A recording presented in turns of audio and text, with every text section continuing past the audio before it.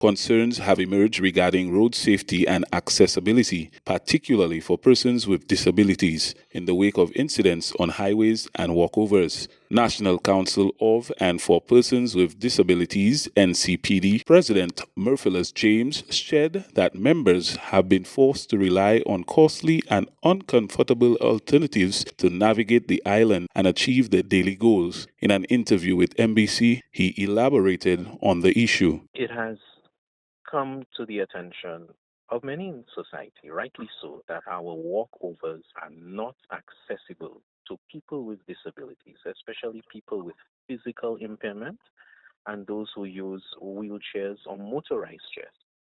But more so, they're also not built to allow even people with temporary impairment, someone who uses a walking stick as a result of a minor accident or recovering from a stroke, parents with babies on strollers, people who suffer from arthritis. The current design of our walkovers, where they entail just steps, is not accessible, is not in keeping with the principles of universal design.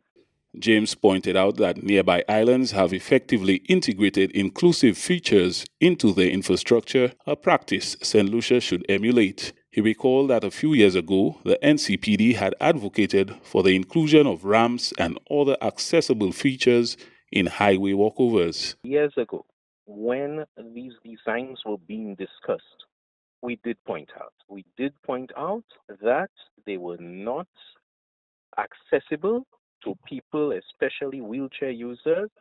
And the issue that was pointed out, even by a CDB consultant, was that there was just not the space.